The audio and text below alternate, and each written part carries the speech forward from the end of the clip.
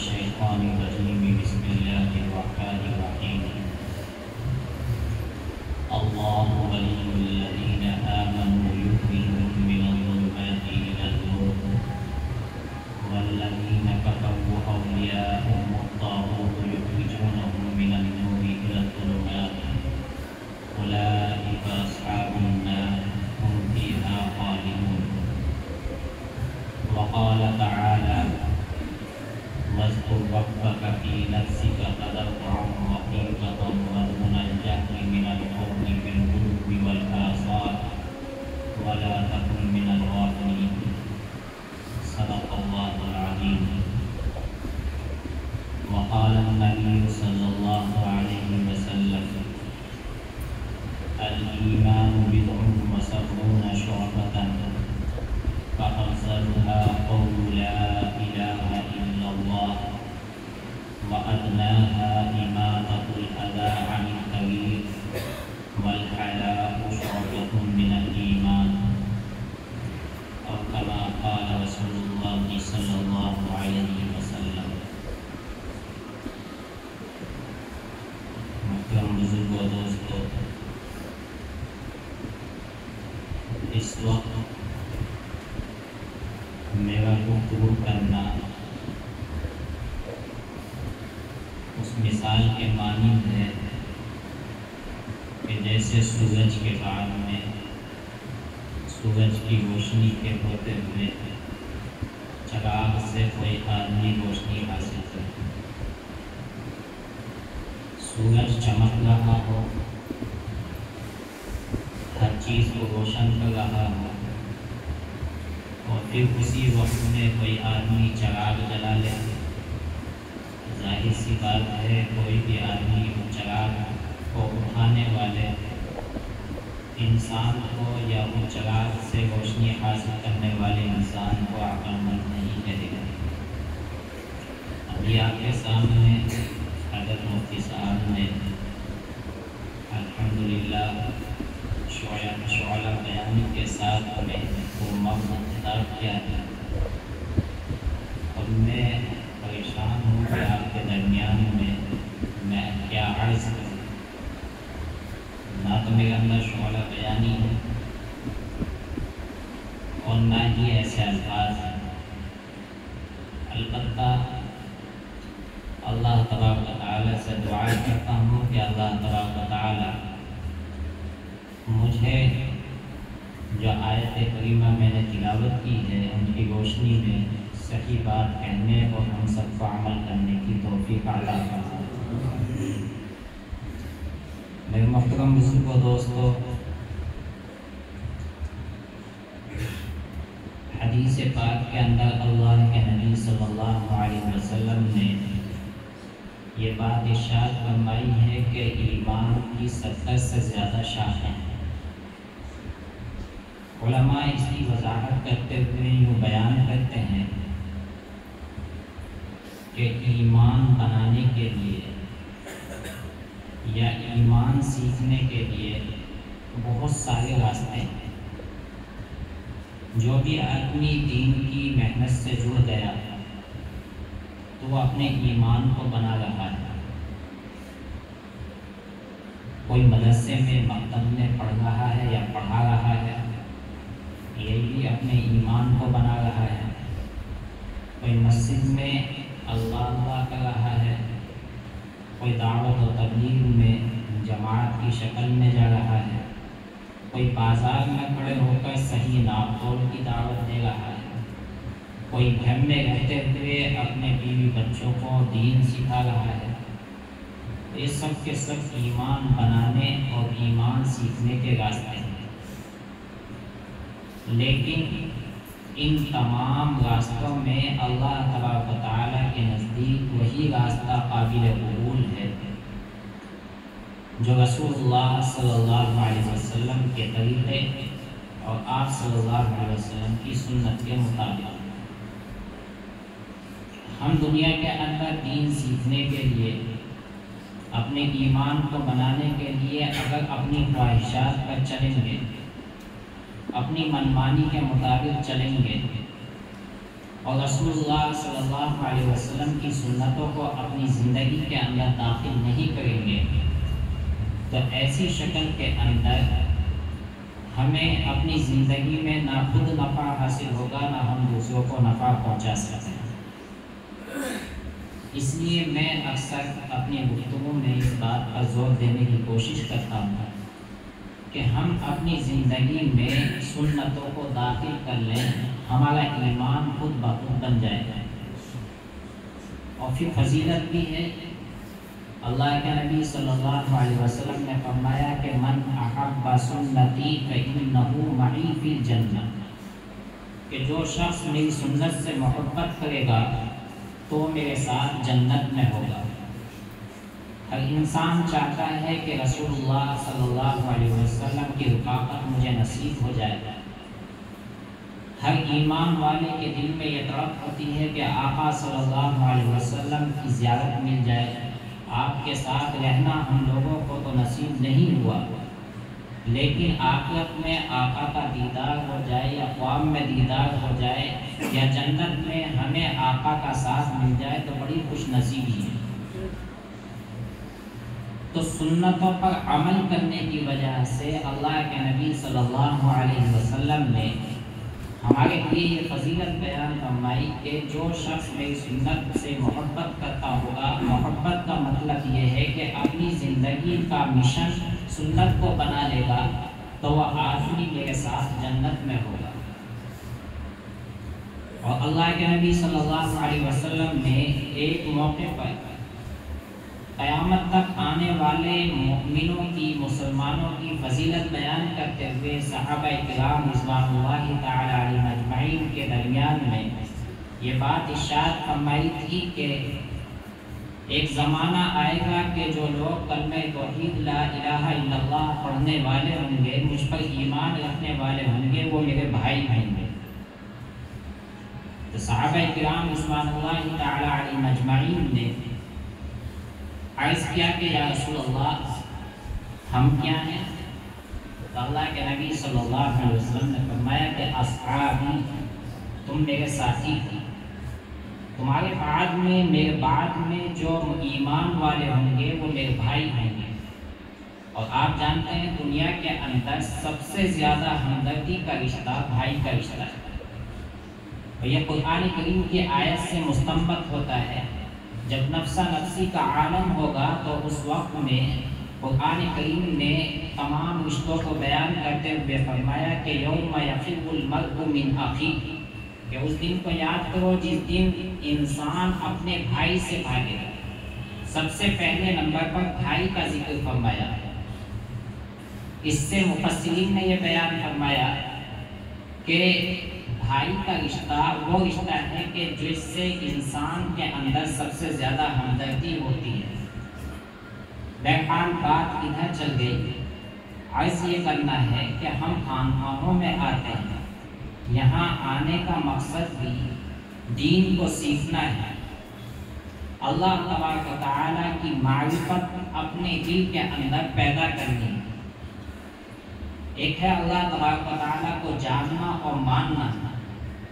دنیا کے اندر تمام انسان اللہ تبارک و تعالیٰ کو جانتے ہیں، اللہ تبارک و تعالیٰ کو کسی نہ کسی درجے میں مانتے بھی ہیں۔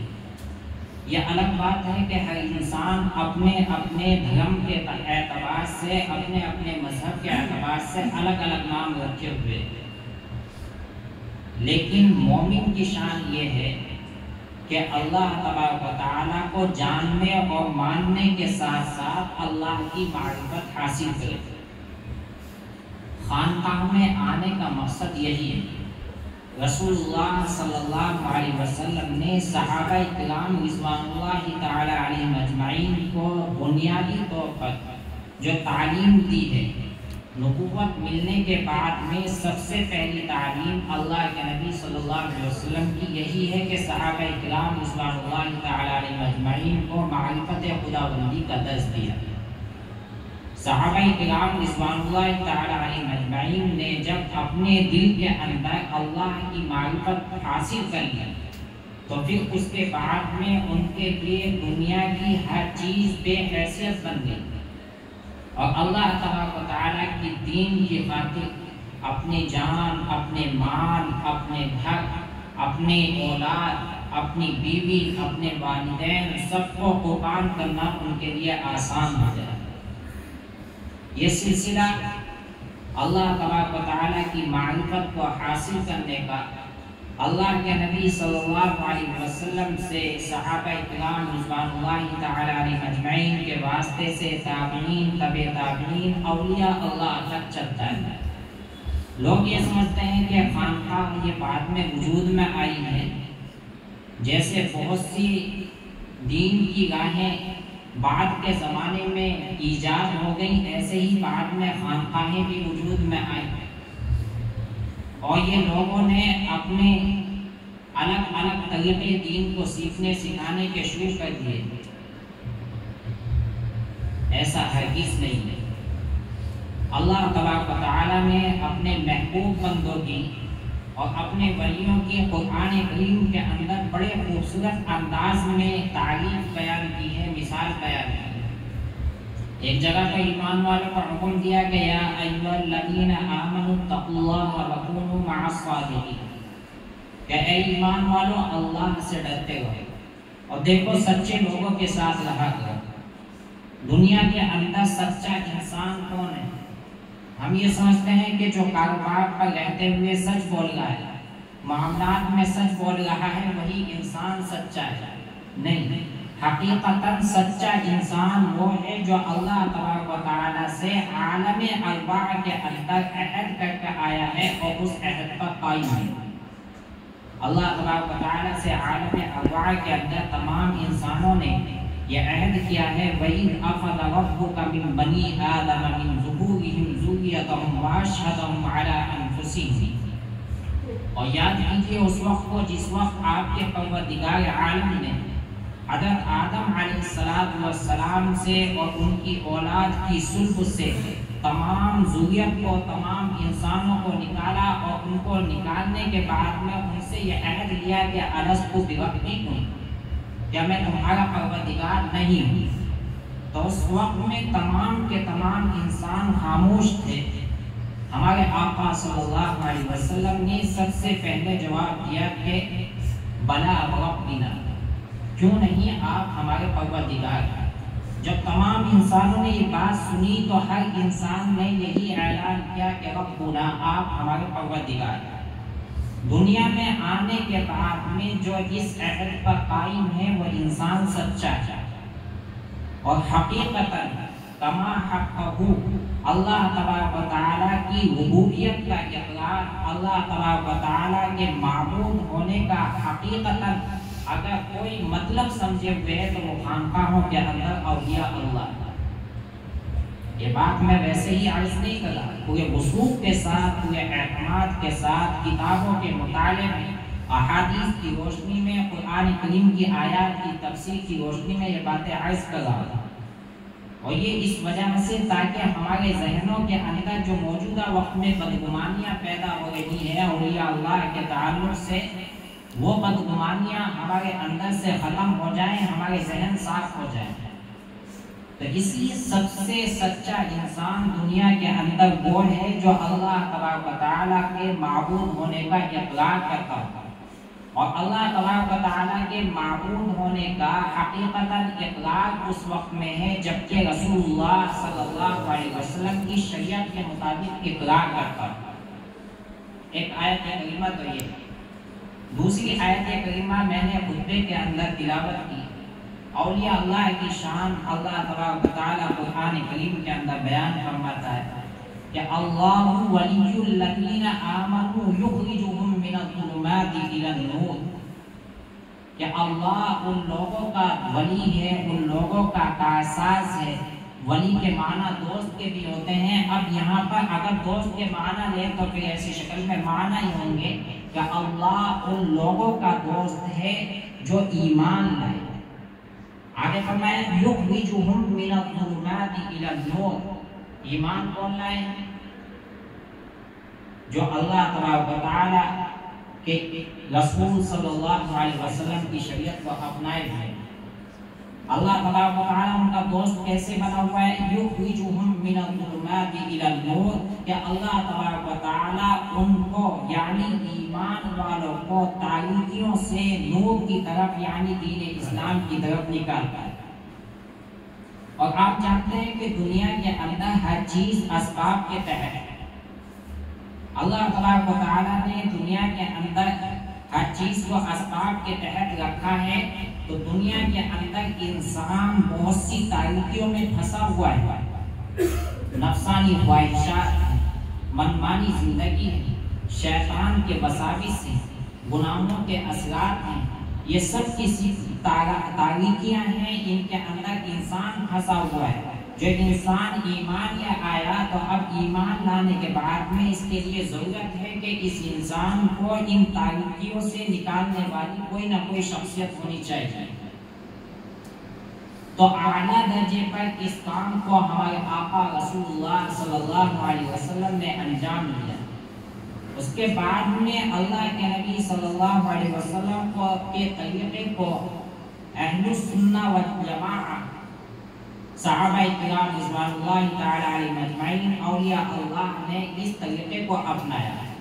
کہنے کا مقصد یہ ہے کہ موجودہ وقت میں خانقاہ کے اندر جو اولیاء اللہ ہیں وہ اس سنت کو، نبی کریم صلی اللہ علیہ وسلم کی اس تعلیم کو کما حق انجام دے رہے ہیں کہ ایمان والوں کو جو کلمہ پڑھ چکے ہیں، جو مسلمان ہو چکے ہیں، لیکن مسلمان ہونے کے باوجود اپنے دل کے اندر خواہشات کے جذبے کی وجہ سے اللہ کے احکام کو پورا نہیں کر پا رہے ہیں، دنیا کی تاریکیوں میں پھنس چکے ہیں، شیطانی وساوس کی وجہ سے مغلوب ہو چکے ہیں، تو ایسے انسانوں کو اللہ کے یہ ولی تاریکیوں سے نکال کر روشنی کی طرف لے کر آتے ہیں۔ تو اللہ ولی الذین آمنوا یخرجہم من الظلمات الی النور، تو یہ اولیاء اللہ کی شان ہے کہ مسلمانوں کو، ایمان والوں کو دنیا کی تاریکیوں سے نکال کر اللہ کے دین کی طرف لاتے ہیں، اور جب اللہ کے دین کی طرف یہ آتے ہیں تو ان کے دلوں میں معرفت خداوندی پیدا ہوتی ہے۔ ان کے بالمقابل کافر لوگ ہیں، ایمان والوں کے مقابلے میں دوسری جماعت کافروں کی ہے جو اللہ کے نافرمان ہیں۔ اللہ تبارک و تعالیٰ نے ان کے تعلق سے بھی فرمایا کہ والذین کفروا اولیاءهم الطاغوت، اور وہ لوگ جنہوں نے اللہ تبارک و تعالیٰ کا انکار کر دیا، اللہ تبارک و تعالیٰ پر ایمان نہیں رکھتے، تو ان کے دوست شیطان ہیں، اور شیطان بھی کئی طرح کے طاغوت کی قسم سے، یعنی جو سرکش شیطان ہوتا ہے وہ ان کا دوست ہے۔ والذین کفروا اولیاءهم الطاغوت، یہ طاغوت یعنی سرکش شیطان ان کافروں کا دوست ہے۔ یہ کیا کہتا ہے؟ یخرجہم من النور الی الظلمات، یخرجونہم من النور الی الظلمات، کہ یہ نور سے یعنی دین اسلام کے نور سے ہٹا کر تاریکیوں کی طرف لے جاتا ہے۔ اچھا خاصا انسان ہے، کلمہ پڑھ چکا ہے، مسلمان ہے، لیکن کسی سے اپنا تعلق قائم کیے ہوئے نہیں ہے، علم دین حاصل نہیں کیا ہے، جس کے نتیجے میں یہ شیطان کے وساوس میں آتا ہے، نفسانی خواہشات اس کو ابھارتی ہیں اور اس کے نتیجے میں یہ تاریکیوں میں پھنستا چلا جاتا ہے۔ ایسے لوگوں کے تعلق سے اللہ تبارک و تعالیٰ نے فرمایا کہ جب یہ اللہ کا انکار کر بیٹھتے ہیں تو اولئک اصحاب النار، یہی لوگ جہنم والے ہیں، ہم فیہا خالدون، یہ لوگ اس کے اندر ہمیشہ ہمیشہ رہیں گے۔ تو اس آیت کریمہ سے خانقاہ کے اندر اللہ کی معرفت حاصل کیے ہوئے اولیاء اللہ کی شان معلوم ہوتی ہے۔ تو ہمارے آنے کا یہاں پر مقصد اس آیت کریمہ کے ذریعے سے بالکل واضح ہو جاتا ہے کہ ہم یہاں پر آ رہے ہیں، تو یہاں آنے پر جس شخصیت کی اتباع میں آ رہے ہیں کوئی معمولی لوگ نہیں ہیں، وہ نبی کریم صلی اللہ علیہ وسلم کی سنتوں سے محبت کرنے والے، اپنے دلوں کو اللہ کے نور سے منور کرنے والے، اپنے دلوں میں معرفت خداوندی کو مکمل طریقے پر رکھنے والے لوگ ہیں، جس کے ذریعے سے پھر وہ دوسرے لوگوں کو ہدایت کے چراغ لے کر ہدایت کے راستے پر لگاتے ہیں۔ تو اس لیے خانقاہوں کے اندر ہمارے آنے کا مقصد جیسا کہ مفتی صاحب نے بیان کیا کہ حقیقتاً اپنے ایمان کو بنانا ہے، اور ایمان اسی وقت میں بنے گا جب رسول اللہ صلی اللہ علیہ وسلم کی سنتوں کے مطابق ہماری زندگی ہوگی۔ اور اس کے لیے میں نے بتلایا حدیث کی روشنی میں کہ ایمان بنانے کے لیے مختلف راستے ہیں، لیکن ان سب راستوں میں بنیاد کی حیثیت سے رکھنے والا راستہ وہ خانقاہ کا راستہ ہے۔ مدرسے سے بھی زندگی متعلق رہی ہے، مدرسے کے اندر علم حاصل کیا جاتا ہے، وہاں کتابوں کو پڑھا جاتا ہے۔ میں نے کتابیں پڑھی الحمدللہ، میں نے تعلیم کو جب مکمل کیا تو میرے دل کے اندر سب سے بڑی فکر یہ تھی کہ میں نے علم تو حاصل کر لیا، لیکن یہ علم کیسے محفوظ ہو۔ مجھے یہاں کا پتہ بھی معلوم نہیں تھا۔ میں یہاں سے پہلے علماء کے پاس ملاقاتوں کے لیے گیا، دارالعلوم دیوبند میں میرے اساتذہ ہیں، وہاں مختلف اساتذہ سے ملاقاتیں کی، مظاہر العلوم سہارنپور میں شیخ یونس رحمۃ اللہ علیہ سے، رائے پور میں حضرت مفتی صاحب کا جن کا انتقال ہو گیا ان کی صحبت میں گیا، سنسار پور میں گیا، اس کے علاوہ مرادآباد شاہی میں گیا، جامع مسجد ابواب میں گیا، لیکن کہیں دل مطمئن نہیں ہوا۔ اللہ تبارک و تعالیٰ نے میری رہنمائی یہاں فرمائی اور میں یہاں آیا اور میرا دل مطمئن ہوا۔ یہاں سے الحمدللہ مجھے جو فیض حاصل ہوا ہے وہ مجھے کہیں سے فیض حاصل نہیں، اور دل مطمئن ہو گیا۔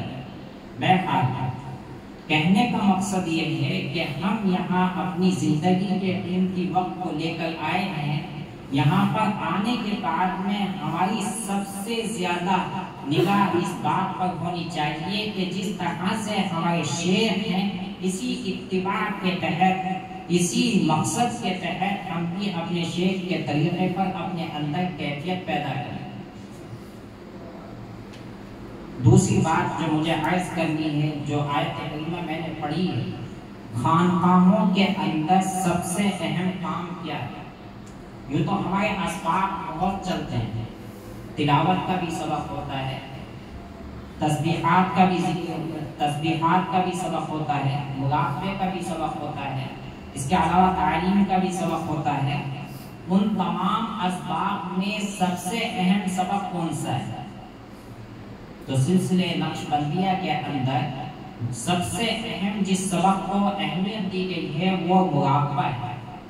مراقبہ کوئی اولیاء اللہ نے اپنی طرف سے ایجاد نہیں کیا۔ قرآن کریم کی آیت سے یہ بات واضح ہوتی ہے، وَاذْكُرْ رَبَّكَ فِي نَفْسِكَ تَضَرُّعًا وَخِيفَةً وَدُونَ الْجَهْرِ مِنَ الْقَوْلِ بِالْغُدُوِّ وَالْآصَالِ۔ اس آیت کریمہ کے ذریعے سے مراقبہ ثابت ہوتا ہے۔